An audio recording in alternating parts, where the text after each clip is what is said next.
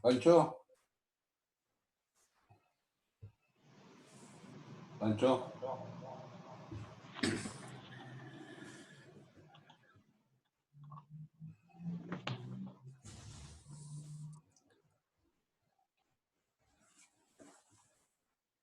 Para poner la pantalla. ¿Él me la pone o yo? No, vos. ¿Y dónde lo pongo? ¿Lo tengo que compartir? Share screen.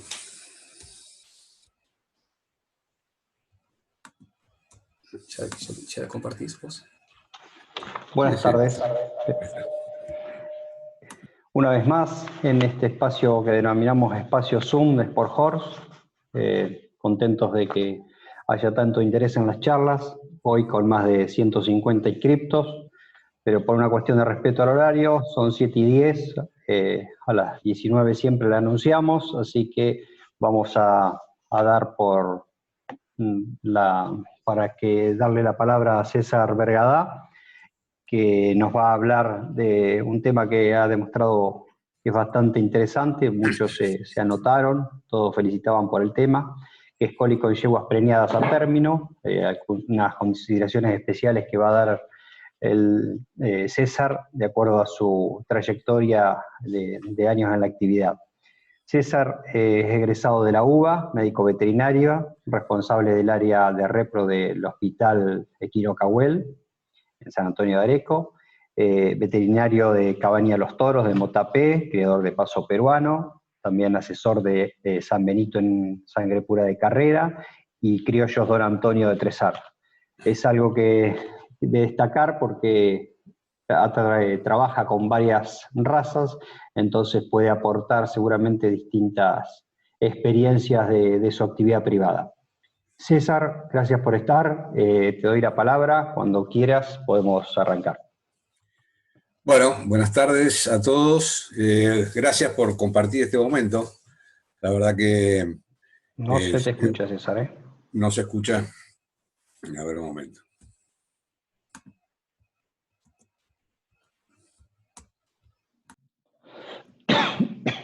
¿Ahí tampoco? ¿No se escucha?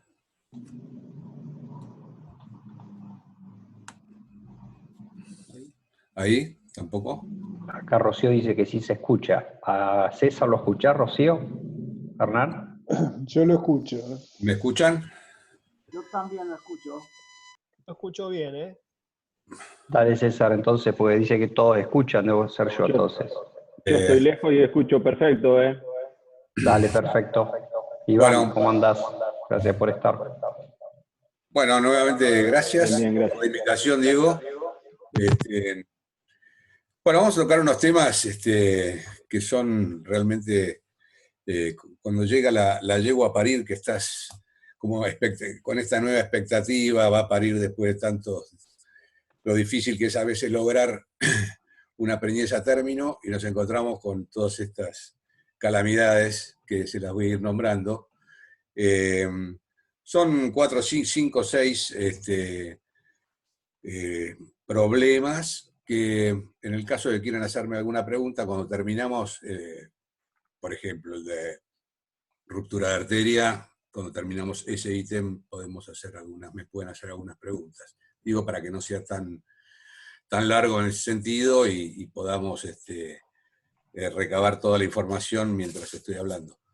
Pero es un poco la idea. Podemos hacer también que la pongan en el chat y las vamos diciendo, si no. Está bien, perfecto.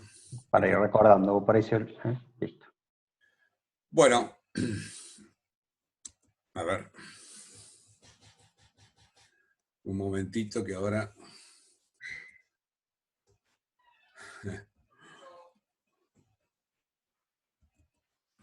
Pancho, esperá un momento que no baja disculpen, un segundo. Todavía hay gente que está entrando, así que no hay problema. Esperen un segundo, por favor. ¿Me la vas a apagar? Pancho, no baja no entra no entra.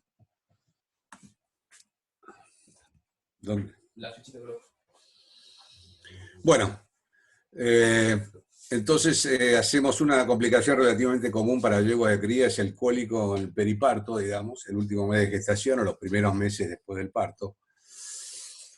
No es ningún secreto que cuando surgen complicaciones, llegado el momento del parto, puede ser peligroso para la vida, ya sea para la yegua o el potro, ¿no? El cólico en la yegua de cría presenta desafíos tanto en el diagnóstico como en el tratamiento. En la yegua preñada nos enfrentamos no solo una, sino potencialmente a 2 pacientes al mismo tiempo, y el mejor curso de tratamiento para uno puede no ser necesariamente lo mejor para el otro. Cuando se trata de una yegua preñada con cólico, la meta de los veterinarios es identificar y corregir cualquier anomalía presente lo más pronto posible y mantener la viabilidad del feto durante todo el periodo restante de la gestación. Gran desafío, ¿no? Es una petiza que no sabemos, alguna de las patologías que voy a nombrar la debe tener, porque la carita que tiene... Bueno, haremos una revisión de los casos de cólico más comunes en las yeguas periparto, ¿ok?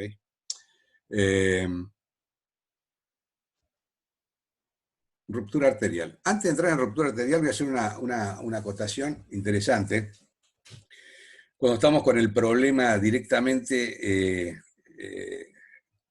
con el cólico en sí, y tenemos que identificarlo, nos desesperamos, y cuánto le falta para parir, le falta mucho, está en fecha, no está en fecha.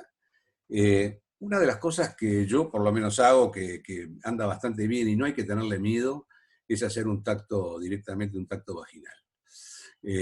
Lo primero de todo, cuando uno llega, por lo menos para descartar de que sí, que a lo mejor esté por parir, y la verdad que no tiene ningún problema. Como mucho, uno toca el cérvix, si está cerrado y está con el tapón mucoso, a veces hasta lo sacás al tapón. Hemos tenido pérdida de tapones de una semana y no pasa nada, digamos, no hay contaminación, no hay problemas y demás.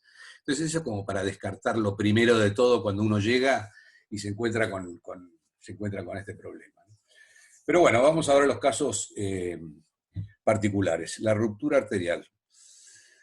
Hay varias arterias que comúnmente se rompen en la yegua causando dolor abdominal intenso, hematoma en el ligamento ancho, que soporta el útero a cada lado, o una hemorragia. Estas arterias incluyen la arteria uterina media, la arteria uterovárica y la arteria ilíaca externa. Acá voy a ver si puedo mostrarles, ahí está. Ahí tenemos bueno, la arteria ovárica, ¿sí? Y después la arteria uterina con sus dos ramas. Eso es generalmente lo que realmente tenemos. Y acá tenemos el mesovario y el mesometrio, que son los lugares donde vamos a encontrarnos con la gran cantidad, la gran hemorragia, digamos. Pero volvemos un poquito para atrás. Se forma un hematoma, que es esencialmente una ampolla de sangre o una bolsa llena de sangre. Se forma dentro del ligamento ancho, después de una ruptura de una de las dos primeras arterias mencionadas. La yegua va a sufrir una hemorragia en su cavidad abdominal en caso de ruptura de ligamentos. Puede o no, por supuesto, ¿no? Acá tenemos, bueno, era para mostrarles, acá hay otra imagen interesante también sobre la arteria uterovárica, ovárica, la rama ovárica de la arteria uterina, y acá ya tenemos la división de la arteria uterina anterior y posterior, ¿no? Todo esto, todos son los posibles causantes, todos los posibles causantes de esta hemorragia que va a quedar encajonada en el mesovario o en el ligamento ancho, digamos, ¿no? Que puede o no, a veces se puede evidentemente romper, ¿no? La yegua va a sufrir una hemorragia en su cavidad abdominal en caso de ruptura de ligamentos, ¿ok? Las yeguas cuyos hematomas se rompen y que sangran directamente su abdomen desde el principio demuestran rápidas señales de shock y que pueden llegar a la muerte. Me acuerdo de mi primera experiencia cuando vi una yegua, estaba contentísimo, recién me había recibido, pero yo estaba ayudando al veterinario en un aras importante de sangre pura de carrera y veo mi primer parto importante, lo atiendo al parto y la yegua pasaron 5 minutos y se cayó muerta. Y bueno, evidentemente, ruptura de arteria uterina y ruptura del ligamento ancho y por supuesto se fue en sangre, ¿no? Las yeguas cuyas hemorragias están contenidas inicialmente en el ligamento ancho aún pueden morir si la pérdida de sangre ha sido lo suficientemente fuerte o si el coágulo se altera y posteriormente se rompe durante la fase de recuperación. Eso pasa. Puede ser que el ligamento ancho acumule un montón de sangre y sufra la yegua el shock, lo mismo que si se rompe directamente el ligamento y bueno, entra en esa hemorragia. Acá tenemos un típico hematoma acá en el ligamento ancho de esta yegua, se murió con hemorragia. Así que más o menos lo mismo.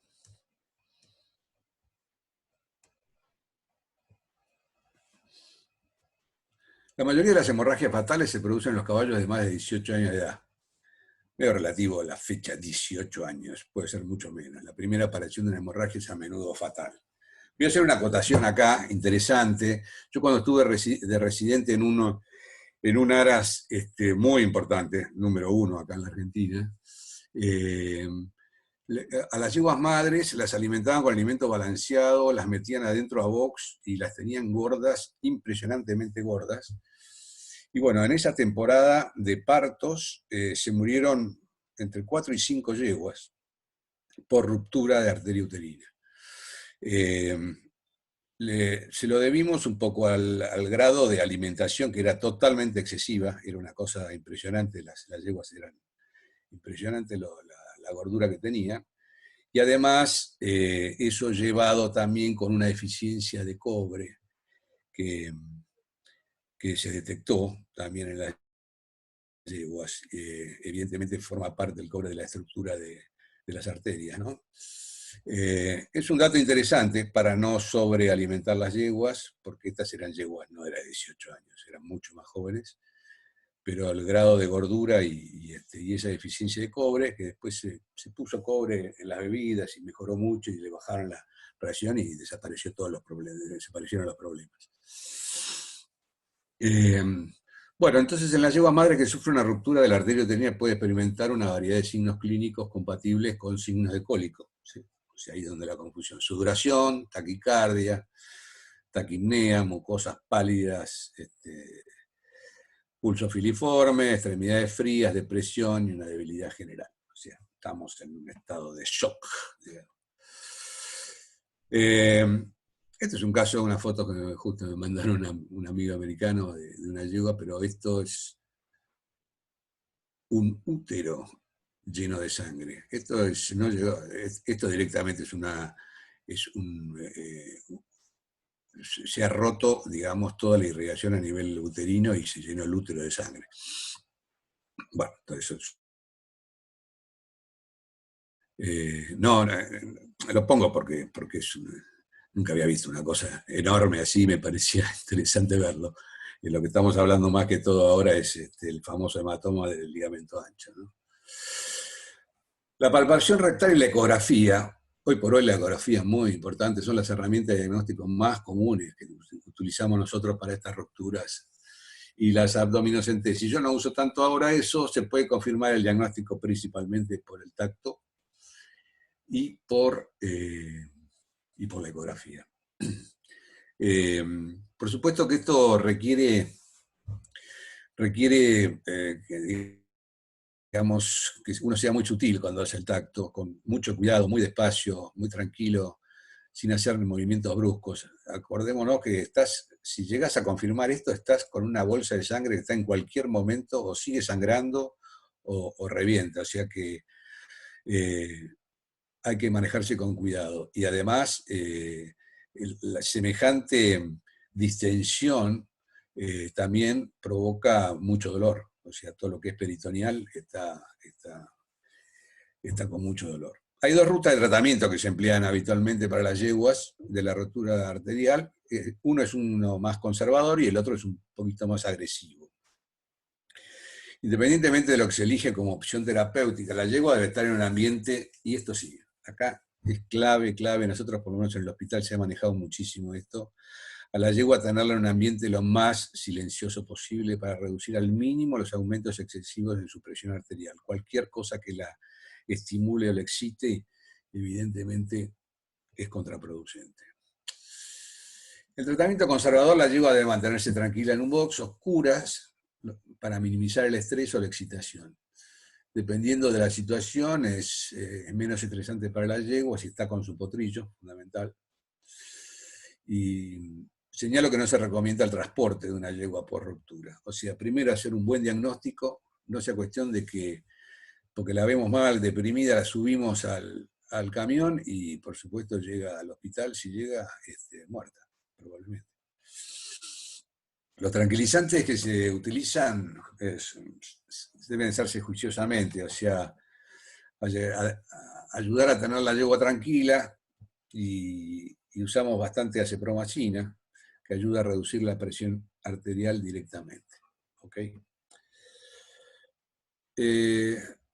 Los veterinarios que opten por la vía del tratamiento conservador, a veces se usa el ácido aminocaproico. En una época lo traían, creo que ya no, con el tema de las importaciones, me imagino que está difícil para traerlo, muy interesante. Es para prevenir la fibrinólisis, el proceso que elimina los coágulos de sangre de la circulación por la degradación de la fibrina insoluble, lo que provocaría a la yegua a sangrar de nuevo. Los analgésicos se utilizan para controlar el dolor de la yegua, y los fluidos, vía intravenosa o transfusiones de sangre, se emplean a veces para preservar la función cardíaca de la yegua. Yo no soy muy amigo de las transfusiones en estos casos. No sabemos cuánto realmente está perdiendo, cuántos como para largarse a hacer una... Creo que si la vemos que está en un estado de shock, difícilmente lleguemos con una transfusión a levantarla. Probablemente esté sangrando en cavidad abdominal y sea tarde. El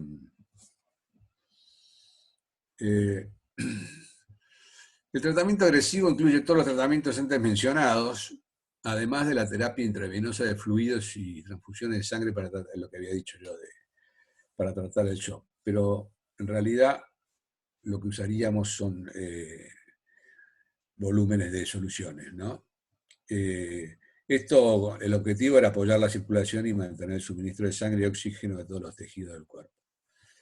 El riesgo de esta terapia agresiva es que aumenta la presión arterial, lo que podría agravar la hemorragia de los vasos rotos. Entonces, ahí estamos, o damos un tranquilizante que aumenta la presión, o le damos, baja la presión para evitar la hemorragia, o estamos con fluidos para mantener el volumen, la volemia, y nos comemos la galletita de aumentar la presión y seguir con la hemorragia. Por lo tanto, yo soy más de la teoría de algo conservador, lo más tranquilo posible, y ver a ver cómo se maneja, ¿no? cómo evoluciona. Perdón. Las yeguas con rupturas arteriales uterinas tienen un pronóstico reservado, ¿sí?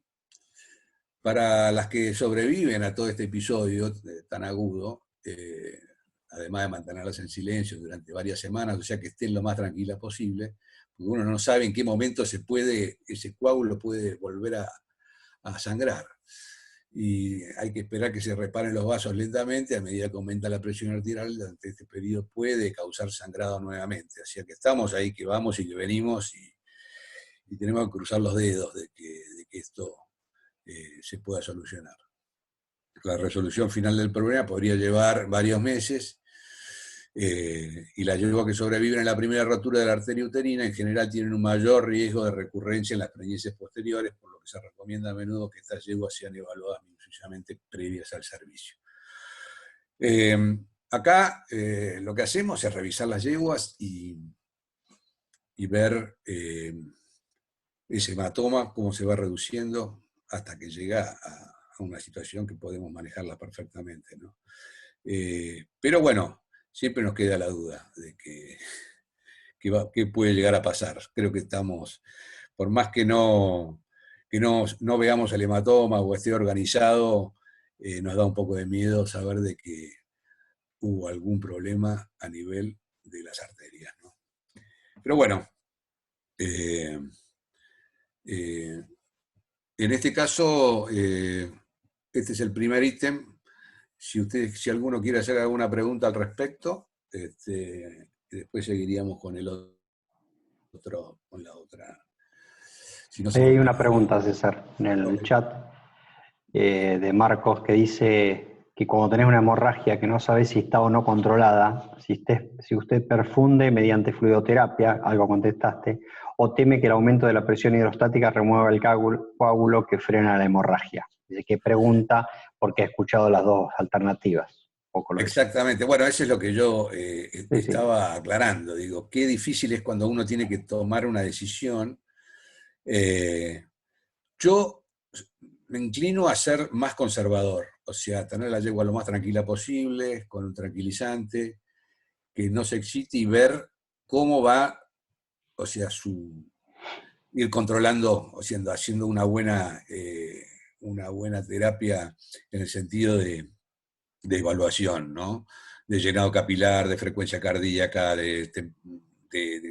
o sea, su estado general, que te hace pensar de que sigue sangrando o no. Si vos la ves que está bien, digamos, puede, o sea, que no se modifican todos los parámetros, déjala como está y va a andar bien. Me da un poco de miedo llegar a aumentar la presión con aumento de fluidos. Me da un poquito de miedo realmente. A lo mejor con lo que pasa que a veces con infusiones, o sea, dándole un Ringer, una electrolítica y demás, con un caudal que no es un caudal muy fuerte, no sé hasta qué punto, digamos, está ayudando tanto a la volemia. A veces las volemias, imagínense, cuando necesitas recuperarlas, o sea, vas o usás soluciones más hipertónicas y demás, porque realmente para eso necesitas aumentar la presión. Entonces, por supuesto que no daría una hipertónica en este caso, pero digo que es tan difícil levantar esa volemia que a veces para levantarla bien, tenés que entrar en esas soluciones hipertónicas. Si no, lo demás lleva mucho tiempo y no sé hasta qué punto puede solucionarte. Soy un poco más cauto y voy más que todo a hacer digamos, el tratamiento más conservador. César, ahí preguntan qué analgésicos son los de tu elección, pregunta Marina. De mi elección, creo que estamos en el Flunix, o sea, en todo lo que sea Varamine o Meglumine y eso me parece que es el mejor de todo, porque además es antiendotóxico y demás, entonces me gusta. Y como tranquilizantes, me gusta más la cepromacina, porque además no... lo bueno de la cepromacina comparado con la silacina es que, digamos, el animal está tranquilo, pero sin movimientos, digamos, de tambaleo y demás. Está mucho más estático, que eso es bueno, ¿no? En estos casos. No te olvides del Flunixin Sport, César. Ah, Flunixin, sí, perdón. No. ¿Qué opinás, dicen, del uso de la oxitocina y el formol? Pregunta Hernán. Y agradecen la Bueno, respuesta. me había olvidado, gracias Hernán. Yo había uno de los laboratorios clásicos de veterinaria, vendían las famosas anticólicas al formol y Cloral y el anticólicas formol. al cloral hace 40 años. Sí. Las del cloral, la verdad que no sé, pero las del formol hubiera sido muy bueno reactivarlas, porque uno de los tratamientos que se usa mucho en Europa y en Estados Unidos son soluciones formuladas en los casos de rupturas, que anda muy bien, cosa que acá, yo no sé, te lo tiro a vos, Diego, como para que a lo mejor en el laboratorio pensemos en una opción, porque me parece que es muy bueno ese tratamiento. La oxitocina, en dosis bajas de 1 centímetro, ayudan, creo que está bueno. Dura muy poco, duran 15 minutos solamente, pero podemos hacerlo a lo mejor toquecitos de oxitocina. Lo que pasa que a veces con el dolor que tienen y el estado en que está la yegua, a veces con la oxitocina las excitamos más. Entonces, manejarse con mucho cuidado, mucho cuidado. Eso pasa para todos, distosia también, cesáreas y demás, que las yeguas cuando se recuperan y demás y están en el box después que pasaron todo eso, uno, porque tenía la placenta colgando, le damos la oxitocina, pero acuérdense que estamos con cuadros que han pasado un estrés bárbaro y las oxitocinas hay que manejarlas con mucha cautela, más que todo para no excitar a la yegua en un momento que la queremos lo más tranquila posible. ¿Y la dosis de formol? Te pregunto. No, ni idea, no me acuerdo. Hernán por ahí, no sé si... Ahí, Hernán, que te pregunto por ahí, fuiste en la voz. pero bueno, la podemos ver. Te escucho. Bueno. ¿Me escuchás? Sí, te escucho. ¿Me escuchás, Diego? Hola. Diego, ¿me escuchás? Sí, te escucho. Yo te escucho, César. Pancho, a ver. No, se te escucha, César, ¿eh? Ah, puede ser mi conexión de internet. Puede ser. por ahí va y viene. A Diego se escucha bajo, a vos se te escucha bien. Ahora, Ahí Hernán decía que no recuerda tampoco la dosis, pero bueno, surgió esa... no me acuerdo la dosis, la verdad que hace tanto tiempo que no lo veo el frasco de anticólicas de Alformol que no tengo ni idea, pero tendría que fijarme. Está bien, es algo que lo podemos... Te escucho muy bajo, Diego. ¿Puede ser? Puede ser, lo podemos buscar después, eso y... Bueno, ¿Me escuchan? ¿seguimos? Si querés seguir, César. ¿A mí me escuchan bien? Sí, ¿Me perfecto. escuchan bien? Sí, sí. No te escucho. Sí, se escucha. Bárbaro. Bueno, avanzamos un poquito con la ruptura de colon menor. Una de las causas de cólicos sería la ruptura de colon menor también. Durante la etapa final del trabajo de parto, los movimientos del feto pueden causar que el colon menor de la yegua quede atrapado entre el útero y la pared dorsal del cuerpo, haciendo que el mesenterio se tense y desgarre. Gran drama este. Yo siempre trato de imaginarme la situación. Un potrillo nace, por ejemplo, ¿no? Y bueno, está activo y demás. Lo vas a agarrar con la pata y te pega una patada y se mueve, mira cómo se mueve. Imagínate ese potrillo adentro del útero, tratando de acomodarse para salir.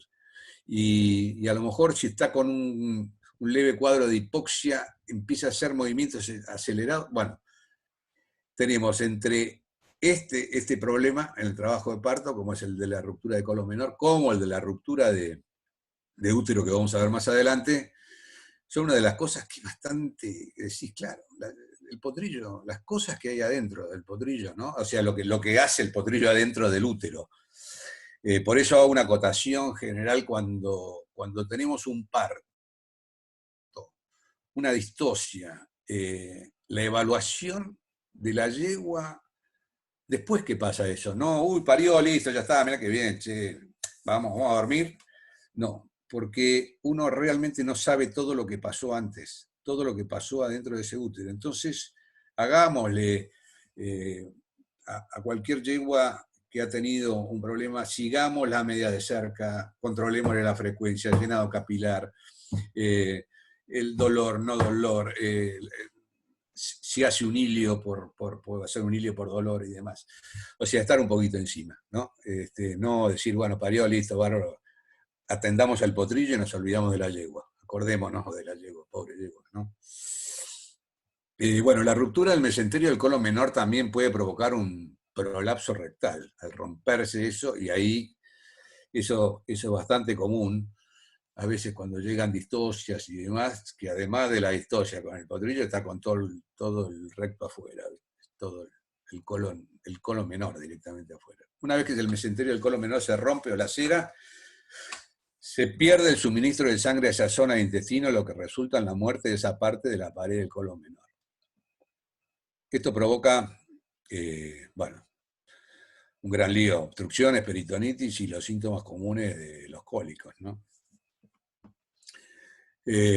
Los caballos afectados por lo general no pasan la heces y se presentan grandes cantidades de heces impactadas en colon menor y el recto distal. Estamos ante una pobre perspectiva. Algunos casos pueden sobrevivir a la cirugía, pero en otros casos no se puede alcanzar la región afectada del colon menor quirúrgicamente y la yegua puede morir, generalmente. Muy difícil llegar a esa zona. Casi te diría imposible, casi imposible. Por lo menos en lo que hemos visto nosotros, ¿no?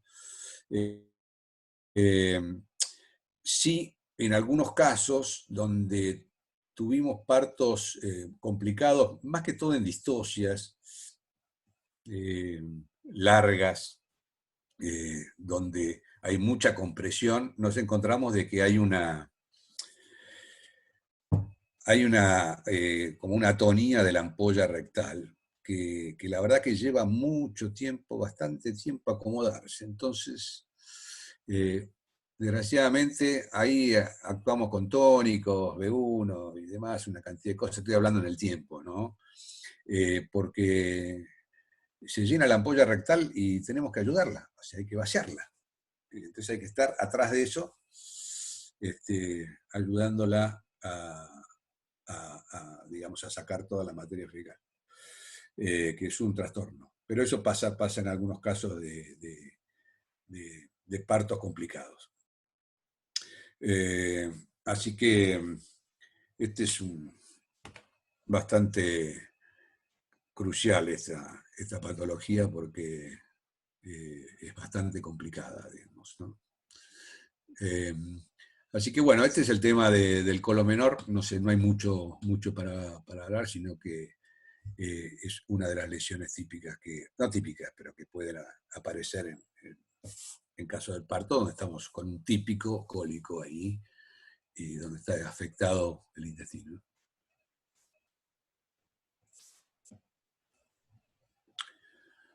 Bueno, si quieren pasamos al otro, que sería el trauma perineal. El daño a la vagina y el ano o trauma perineal que se produce durante el parto puede causar un dolor significativo, ¿sí? A veces decimos, no, la yegua tiene todo roto atrás y demás y no siente nada, pero en el momento que se producen todas estas laceraciones y tenemos ese dolor importante en el momento, ¿no? Ahí a veces son reacios a defecar, lo que conduce a estreñimiento, pero bueno, los medicamentos son principalmente antiinflamatorios, como la fenilbutazona o el Flumine, así como el tratamiento local con pomadas antiinflamatorias tópicas. Usaba muchísimo antes la nitrofurazona con DMCO, que realmente anda muy, muy bien para todo lo que es laceraciones de vagina, ¿no? Y por supuesto hay que sacarle el dolor y tratar de tenerlo lo mejor posible. Se indica caminar a la yegua, administración de laxantes orales, eso para que pueda, porque por el dolor a veces no bostean, ¿no? Tienen un buen pronóstico para la recuperación, a pesar de que más tarde deben requerir una reparación quirúrgica de los tejidos dañados. No menos de 30 días, o sea, después de los 30 días recién podemos empezar a hacer una cloaca rectovaginal o alguna lesión. A veces lo que se hace cuando tenés traumas grandes a este nivel es tratar de hacer una sutura en masa en el momento que se produce. Cuestión, como estamos con una presión negativa con respecto al exterior, que todo eso no se abalone útero, todo que sea.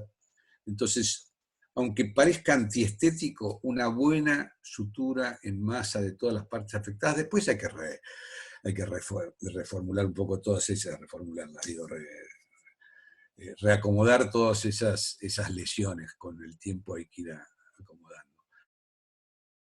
Pero inicialmente eso anda muy bien. Acá tenemos algunas laceraciones, la típica. Vemos bosta por todos lados, que nos agarramos la cabeza. Y bueno, eso con respecto a las laceraciones perineales, ¿no? Después, desplazamiento del colon y torsiones. Este es otro gran problema. Las yeguas paridas tienen un alto riesgo de que les ocurra un desplazamiento del colon mayor, en especial durante los primeros 100 días del parto. Esto se debe al aumento del espacio libre en el abdomen dejado por el feto durante la gestación. Esto hace que el colon se pueda desplazar y obtener una torsión. Bueno, acá la experiencia o lo que he visto a través de los años, en aras de pura sangre principalmente, es normalmente tenemos, o sea, pasaba, ahora creo que se pasa mucho menos, creo que hay mucha más conciencia desde el punto de lo que se refiere a la parte de alimentación, pero antes las yeguas a lo mejor estaban en una pastura normal, entonces parían y cuando se largaban a los 2 o 3 días con el potrillo, decían, bueno, tenemos ahora un regras espectacular que va a aumentar la cantidad de leche y demás. Entonces, ese cambio de alimentación, más esto que estamos diciendo ahora, donde el colon queda bastante liberado, bueno, he visto muchos cólicos con desplazamiento, con torsiones y demás, por cambios de alimentación en la yegua después del parto. Por eso hay que ser cautos en ese aspecto. Creo que es importante la observación, no cambiarle la alimentación y demás. Saber de que ahí va a quedar, ese colon queda flotando, ¿sí? Queda ahí dando vueltas hasta que se acomoda toda la parte digestiva. Esta dolencia produce diferentes grados de signos clínicos relacionados con cólicos asociados con el grado de desplazamiento o torsión en el colon mayor. Un gran vólvulo del colon, una torsión, se presentará como un cólico violentamente doloroso, a menudo con un alto ritmo cardíaco, mientras que un desplazamiento más leve, sin torsión, puede presentarse con síntomas leves a moderados de cólico con una frecuencia cardíaca relativamente normal. Pero bueno, es lo que podemos... Una corrección quirúrgica temprana, acá está la clave del tema, ¿no? De los desplazamientos es necesario en la mayoría de los casos. El pronóstico para yeguas con gran vólvulo de colon es pobre, evidentemente. Abrimos y vamos a encontrar, como vamos a ver en la foto ahora, un colon negro. La cirugía debe llevarse a cabo rápidamente si la yegua va a tener alguna posibilidad de sobrevivir. Las perspectivas para las yeguas con desplazamiento de colon mayor, leves, sin torsión, es mucho mejor, y las yeguas más afectadas sobrevivirán después de la corrección quirúrgica. Un poco lo que dije antes. Pare la yegua y, bueno, observarla porque las opciones de esto, estamos hablando en este caso principalmente de las que pasan por dejar esa cavidad, digamos, más libre en la yegua postparto. Tenemos los casos, evidentemente, del cólico con esto mismo, de yeguas que no parieron, que le faltan a lo mejor un mes para parir, 2 meses para parir, y ahí sí que nos encontramos con un desplazamiento de colon o una torsión. Y bueno, tenemos que trabajar, evidentemente, no podemos sacar el feto, el potrillo, porque le falta tiempo, y hay que trabajar sobre el cólico. Y bueno, y eso ha dado buenos resultados. Uno a veces corta clavos todo el tiempo, porque, y ahora la incisión, ¿qué va a pasar? Es un tema, cuanto más lejos estemos del momento del parto, mucho mejor. Creo que si uno puede, si uno ha hecho una cirugía de colon y tiene una yegua para parir, digamos, y le tiene miedo de que todavía la línea media no está 10 puntos como para que se pueda hacer toda la fuerza posible para poder sacarlo, ahí yo soy de la teoría de trabajar como si fuera una distosia. ¿Cómo es una distosia? La yegua está para parir, trabajo de parto, pum, la duermo a la yegua, la pongo pata para arriba, la cuelgo con la posición de Trendelenburg y lo saco, como en una distosia. La yegua dormida, saco el potrillo, está en posición, no va a haber ningún tipo de problema. Y ahí dentro de todo estoy cuidando, digamos, a la ruptura de la línea, si es que a lo mejor puede quedar algo debilitada. Esa es una de las opciones, por lo tanto, a veces hay que derivar para poder hacer esto, ¿no?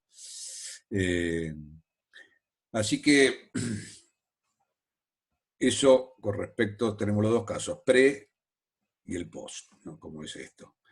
Pero bueno, con un buen diagnóstico ecográfico y demás, y haciendo los diagnósticos propios de identificación de cólico de tipo gastrointestinal, podemos resolver estas situaciones, ¿no?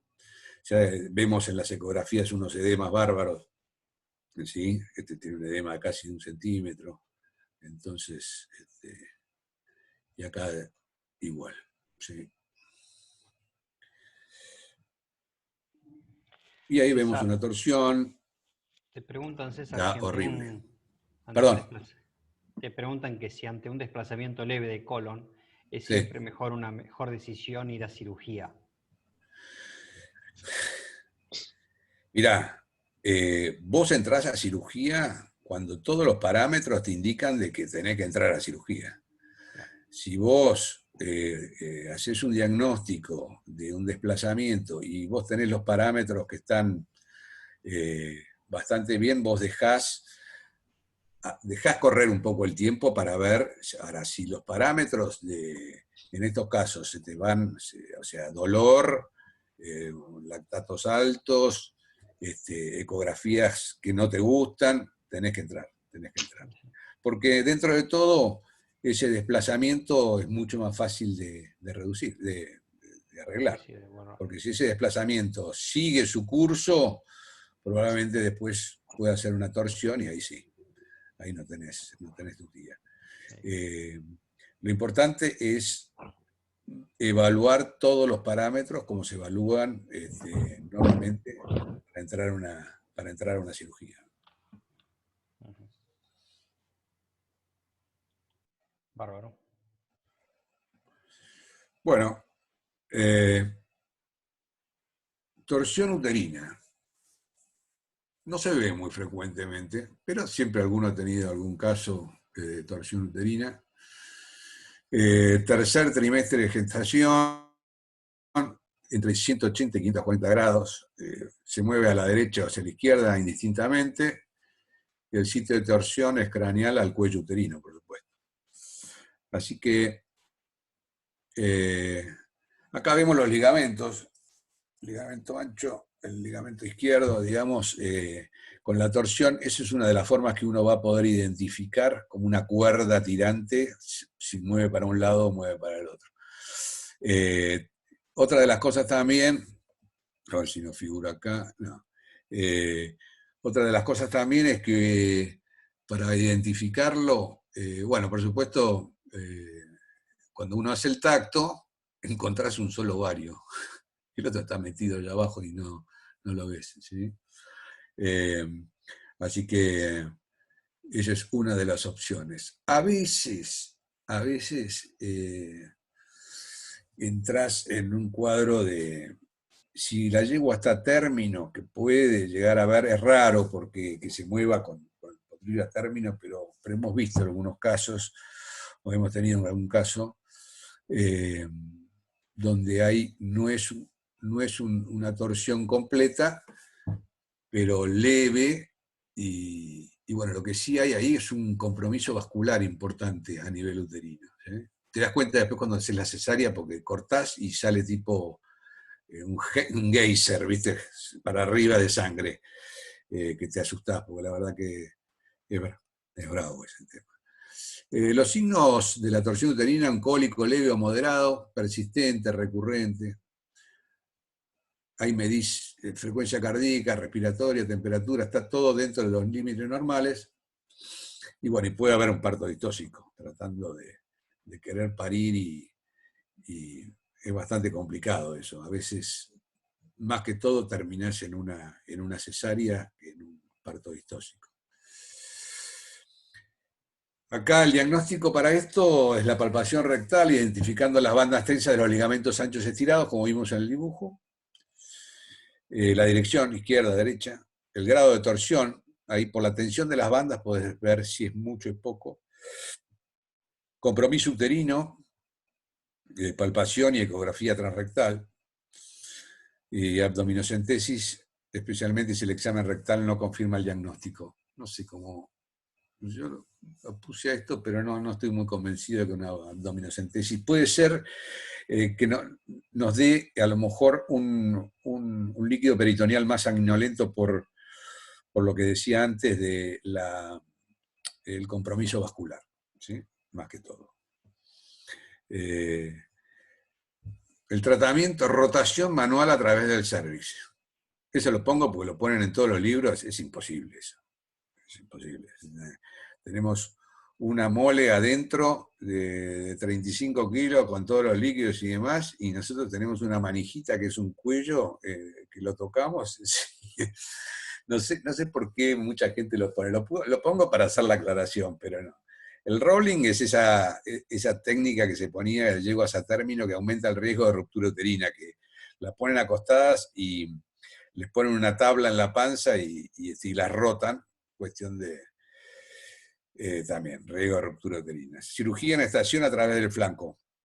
Eso es lo que más se usa, digamos, porque generalmente, como dijimos, es el último tercio.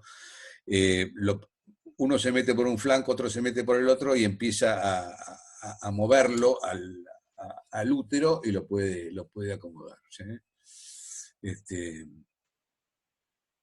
Y si no, una laparotomía por línea media o ventral. Nos vamos a encontrar de que la irrigación es bravísima, cortamos y salen chorros de sangre, pero bueno, no nos asustemos porque eso, digamos, es una hemorragia en napa que se puede controlar, ¿no?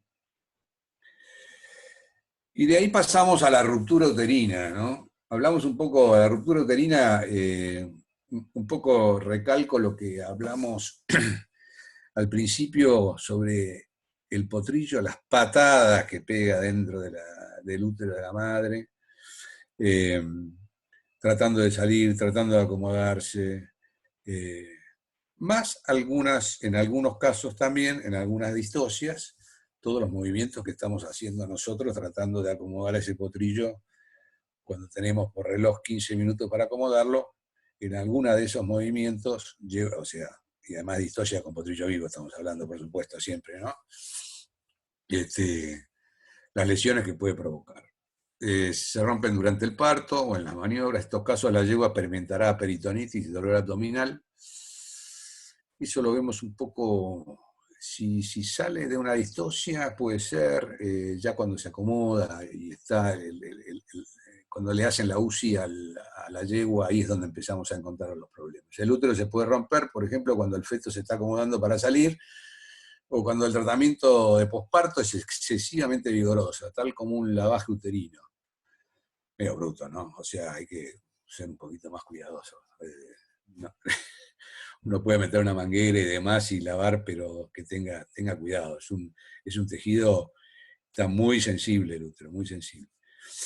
Una de las mayores preocupaciones con la ruptura de útero es la contaminación con los loquios o irritantes antisépticos. Me inclino más por los irritantes antisépticos. Los loquios, la verdad, no me preocupan mucho. Después de tantas cesáreas que uno ha hecho, a veces, cada vez que abrís el útero y abrís para sacar el feto, caen toneladas de loquios adentro del abdomen, y la verdad, no son contaminantes, pueden ser un poco irritantes, pero no es tan problema. El problemático serían irritantes antisépticos que estamos con una ruptura y le metemos un Pervinox medio concentrado o cualquier otra cosa que hagamos que en realidad inicialmente yo no soy, hay que tratar de usar solución fisiológica, Ringer o demás para los lavajes.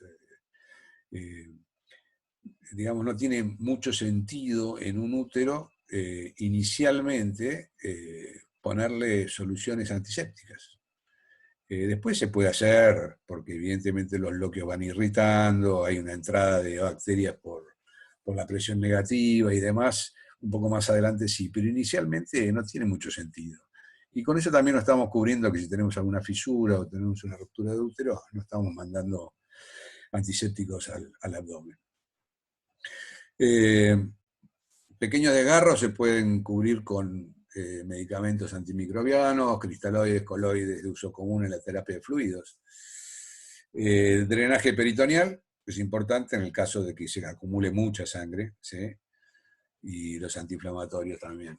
Las laceraciones más grandes podrían requerir cirugía para corregir el desgarro. Muchos de ellos vemos que tenemos que recurrir a cirugía, ¿sí? Y eso anda muy bien, la verdad que anda muy bien. O sea, se corrigen, son laceraciones que pueden pasar de 5 a 10 centímetros que complican todo el panorama, porque no van a cerrar solas ni nada, y tienen que entrar a cirugía y andan muy bien la reparación quirúrgica de estos desgarros, ¿eh? Y el grado de contaminación indicará el pronóstico. Sí, el grado de contaminación, el grado de sangre que tengamos adentro del útero. A lo mejor tenemos que llegar a un drenaje. En estos casos, bueno, acá vemos una yegua que ha perdido sangre por todos lados. Si no tenemos un buen diagnóstico, o antes, por lo menos cuando, vamos al revés, cuando no teníamos un buen diagnóstico, cuando no teníamos ecografía y demás, nos desesperamos, dábamos oxitocina, en estos casos, ¿no? Le metíamos 5 cubeteras de hielo adentro y tratábamos de superar esta situación. Hoy por hoy, con la ecografía, la cantidad de sangre a nivel abdominal nos va indicando el pronóstico también de todo esto, si tenemos que recurrir a cirugía o no. Bueno, acá hay hemorragias, evidentemente con lesiones del útero, lindo agujero del útero, complicado esto necesita ser quirúrgico, por supuesto, ¿no? Bueno, y no se nota mucho, pero vemos una cantidad, esto más que todo en video se ve muy bien, todo esto es una gran, se ven como olas, evidentemente, de sangre, ¿no? Todos los intestinos flotando dentro de esa cantidad de sangre, ya estaríamos en condiciones de o drenarlo, como acá, o directamente, drenarlo, o directamente entrar y operarlo.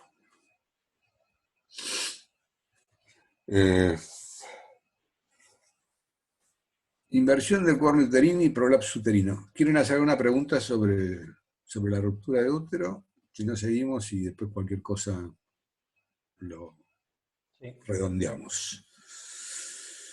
La inversión del cuerno uterino y prolapso uterino. Por lo último tenemos la inversión de los cuernos uterinos y el prolapso uterino, dos enfermedades dolorosas y potencialmente peligrosas que a menudo van de la mano. El dolor es el resultado de la inversión del ovario y la punta de un cuerno dentro de la cavidad del útero. La enfermedad puede progresar a un prolapso completo del útero a través de los labios de la vulva si no se corrige.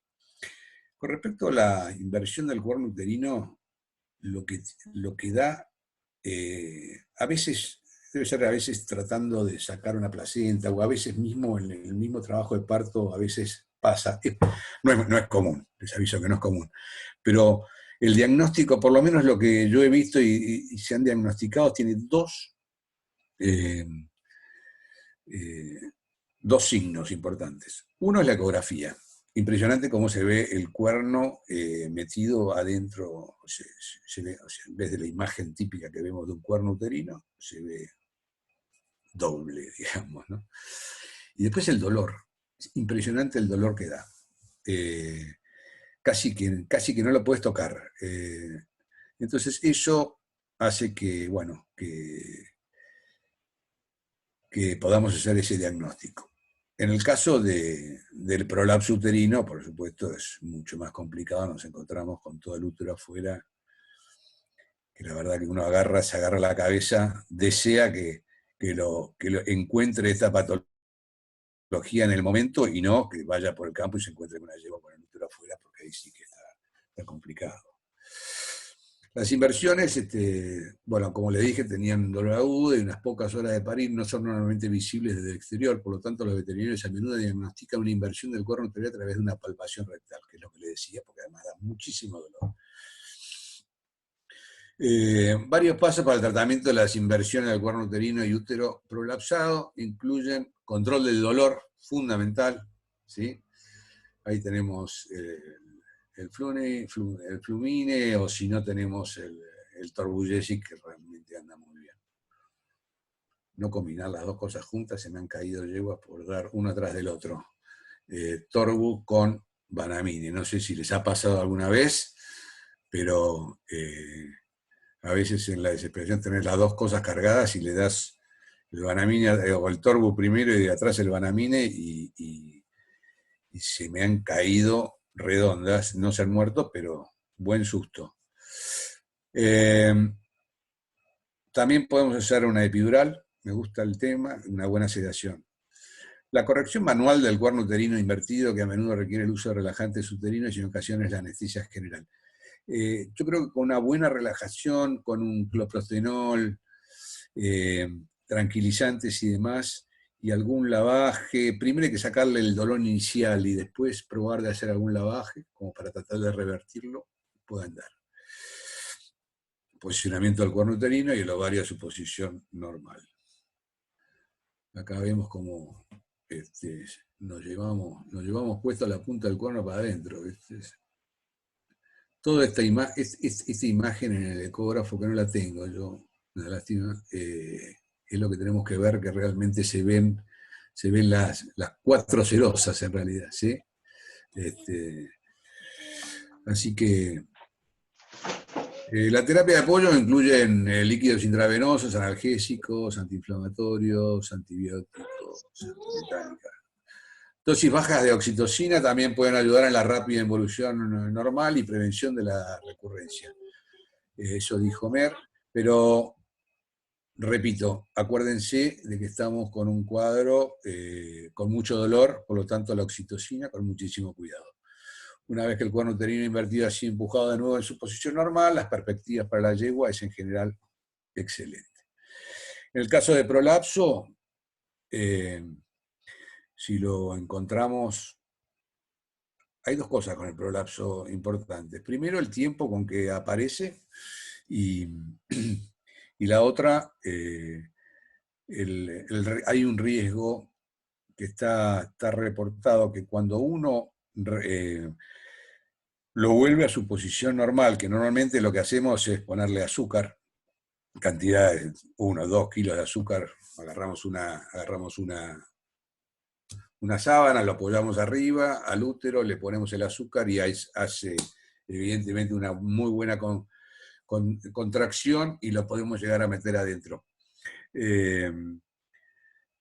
Hay un riesgo de que cuando lo metemos para adentro al útero, en ese momento que estuvo afuera, se produzcan coagulaciones intravasculares que pueden llegar a viajar algún coagulito, y ha pasado de yeguas que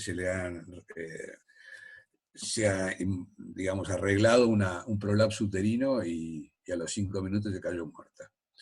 Es como para tenerlo en cuenta, nada más.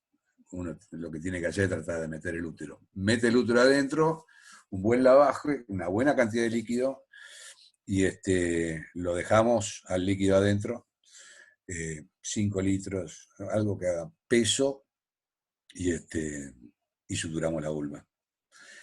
Y bueno, ahí sí hay que esperar evidentemente. Generalmente vamos a tener endometritis seguro, que después la trataremos, ¿no?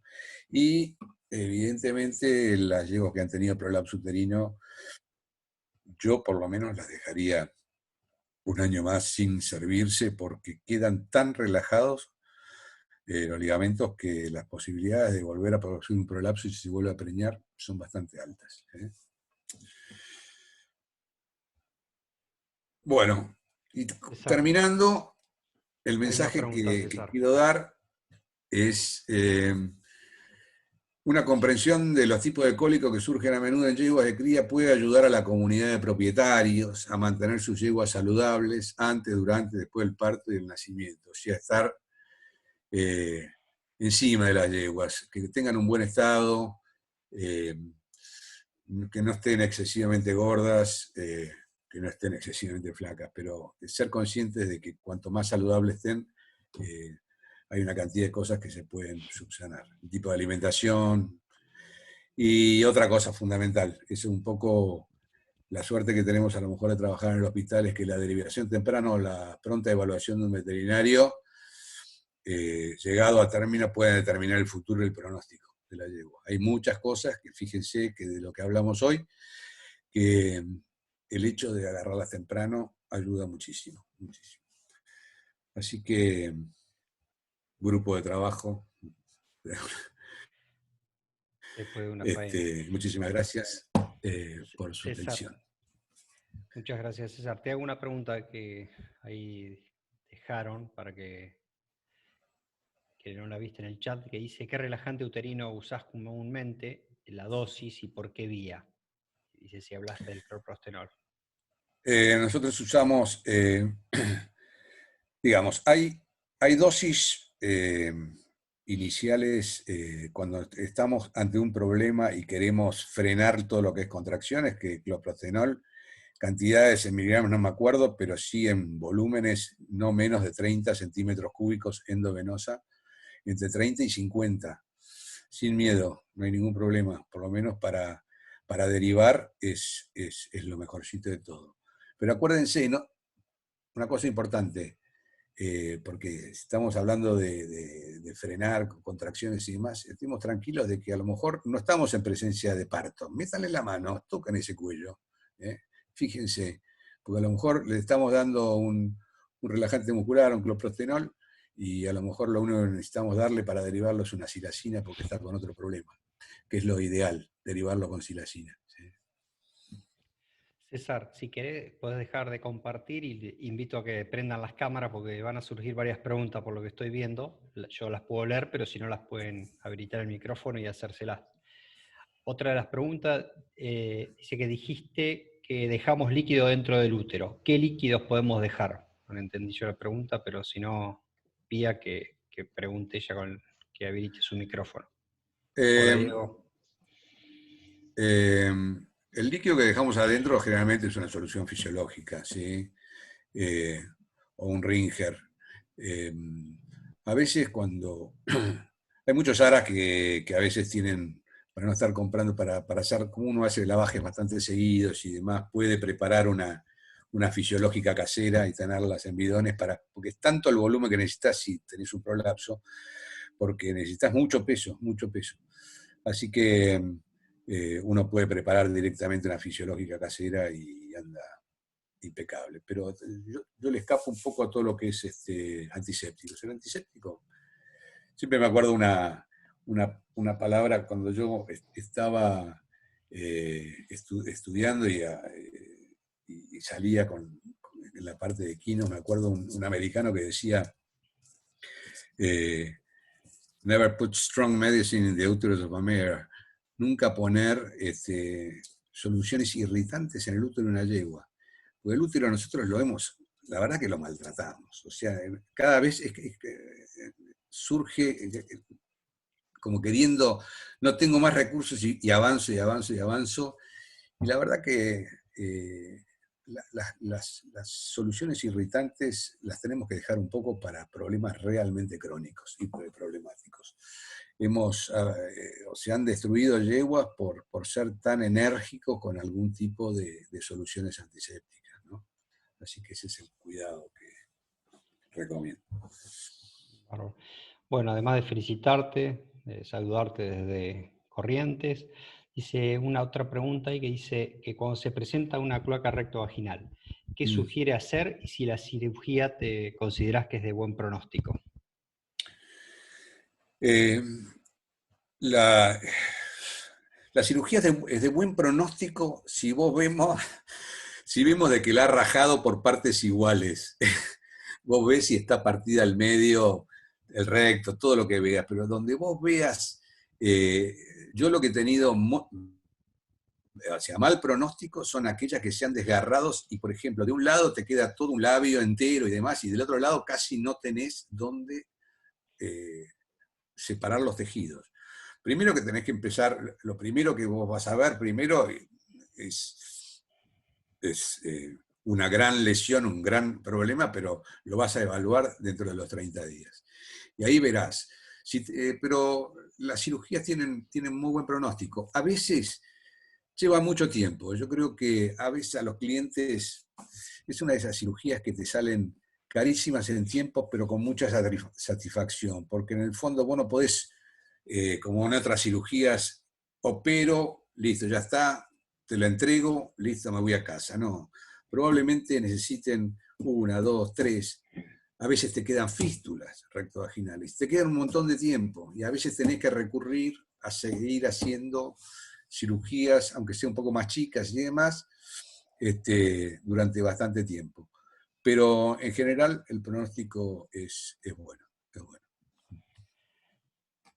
¿Y qué experiencia tenés y cómo has manejado el prolapso de recto en yeguas con distocia? Sacrificio. El prolapso completo, que tenés colon afuera, olvídate. Sí, el prolapso corto de apenas 5, 10 centímetros se puede reducir, epidural, mucho frío, y lo más tranquilo posible, evidentemente haciendo maniobras para desbostar.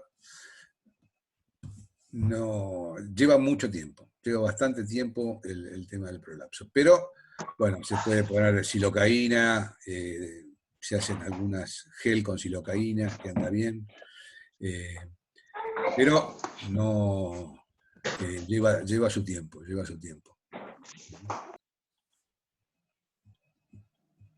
Bárbaro. Bueno, más que felicitarte por la charla. Hasta ahora no surge ninguna otra pregunta. El único que me hizo caso con la cámara fue Diego, que prendió la cámara. ¿Cómo estás, Diego? Gracias, Dieguito. Ahí, bueno, ahí se prendió. Si querés, César, ¿Cómo puedes dejar de andas? compartir. Así nos vemos. Pudiste... si no surgen más preguntas, no sé, por ahí va a surgir alguna otra. No.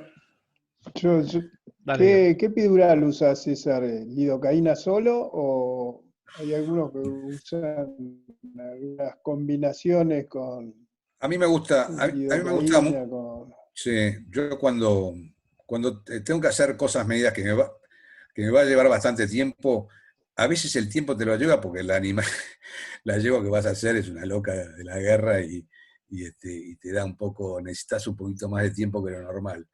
Pero si hago la silocaína al 2%, 8 centímetros, una yegua de 400, 450 kilos, y si no, uso 1 centímetro de sila con 4 centímetros de lidocaína y lo completo a 10 con volumen de Ringer, ¿no? O fisiológica. 1 centímetro de sila. Y eso me da mucho tiempo. La verdad que por lo menos uno puede estar trabajando tranquilamente entre media hora y 45 minutos ahí atrás, cómodo. Anda bien. Creo que también influye el tema de la silocaína. No sé, tendría que hablar con el anestesista de Cahuén, con Raúl Lamuraglia, un poco, que también tiene un poco más de experiencia, pero hemos visto que les pega distinto, bueno, es como todo, ¿viste? Alguna yegua que otra. Yo le he dado una yegua mestiza, me acuerdo, que estábamos ahí en el hospital y se me cayó redonda, pero después sí, se acomodó, pero hay algo ahí que está medio jugando al límite, por eso más de 1 centímetro de sila, no. Sí.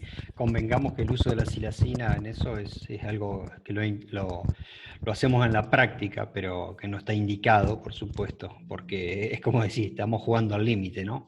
Si bien sabemos todos que uno lo usa, no es lo indicado, de la misma manera que uno puede mezclar la silacina con la cepromacina como tranquilizante, también hacemos que baje demasiado la presión y también podemos tener problemas. Por ahí en la práctica uno no lo vive tan de lo que te dice la teoría del libro, pero bueno, Sí, es cierto eso. Es muy común la combinación ideal que los americanos usaron durante muchísimos años antes de la transferencia embrionaria por vía vaginal. Ellos en Colorado hacían todas las transferencias por el flanco. La droga que usaban de rutina para tranquilizar y hacer las laparotomías por el flanco eran 2 centímetros de... perdón, 1 centímetro de silacina, 3 centímetros de acepromacina y 1 centímetro de torbulesic. O sea, una jeringa de 5 centímetros, todo eso que te acabo de decir recién. Eso lo usaban de rutina, hacían, no sé, la cantidad de embriones por año y yeguas, hacían todas por el flanco. Por supuesto que a la incisión del flanco hacían silocaína, ¿no? Pero esa, en Colorado, era la dosis de rutina que se usaba en todo lo que eran cirugías, principalmente de este tipo, ¿no? Así, por el flanco o alguna otra cosa. Bueno, no sé si hay alguna otra pregunta. ¿Podés, César, dejar de compartir? No. Dale. A ver. Creo. Si quieren, no importa, y si no podés, no podés. Déjame ver. No hay Stop problema. share. ¿Alguna? Sí, viste que podías. No, era para más, por lo menos para ver. Ahí está Iván Cíntora, desde Egipto. ¿Qué haces, Iván? Un gusto saludarte Hola. de tan lejos. Aprovechando. Y a muchos los conocés y me pidió especialmente que estar presente. Qué bueno, Juli, acá hay una colega que está en Australia, que le mando un beso gigante. Juli, grande. Esto Así que es lo bueno de estas charlas, que aparte de aportar el conocimiento, también creo que acerca un poco a los distintos colegas que estamos o que están desparramados en el mundo, ¿no? Así me que parece esa bárbaro. es la idea también de este espacio para eso. Así Buenísimo. que bueno, nada más que agradecerles. Les quiero contar recordarles que del curso que hay de oftalmología equina, que fue cuando arrancamos este espacio, Gustavo Zapata fue el primer disertante que tuvimos, muchos de ustedes lo conocen, y bueno, la gente de Intelvet organizó un curso de 3 días. Nosotros los apoyamos un poco como sponsor, y bueno, por eso a todos los participantes de esta jornada, de esta charla, les van a hacer un descuento extra a los que quieran de un 25%, que es algo que parte de Intelvet, como por habernos agradecido a nosotros ser sponsor de su charla. Así que nada, quería decírselo para recordárselos y que lo tengan en cuenta. Bueno, la próxima jornada, la próxima charla, si no hay preguntas, es de un tema que quería comentarles, pues de actualidad, candente, es de mieloencefalopatía por herpes virus, problema que tenemos del brote que hay en Europa y la situación que hay en Argentina. Tengo el gusto de haber invitado a Aldana Bisani, que es docente de la Universidad del Salvador, investigadora del CONICET y trabaja en el equipo del INTA junto a la doctora María Barrandegui, y ella nos va a dar una charla el 1 de abril de este tema. Creo que nunca mejor el tema en este momento con la actualidad que hay. Bueno, no sé si quedan algunas preguntas, si no, agradecerles como siempre, estuvimos casi siempre más de 50 participantes. Siempre pasa que se inscriben más de los que entran, pero es un número que a nosotros nos reconforta saber que del otro lado hay colegas interesados en lo que uno hace. Nada más que agradecerte, César, la predisposición. No, gracias a ustedes. Nos conocemos de hace años, cuando Sí. yo hice mis primeros pasos en Areco, y desde allá que tenemos esta cierta amistad a lo lejos y a la distancia, y agradecerte la predisposición de estar. No, gracias a vos. Gracias a vos y a todos los que escuchan, que evidentemente es bueno también. Gracias, Rocío. Sin duda. Bueno, gracias a todos. Gracias, Hernán. Diego, Nos vemos. gracias por estar. Gracias. Chau, chau. Sí, bueno, Chau, chau. muchas gracias. Nos vemos. Suerte.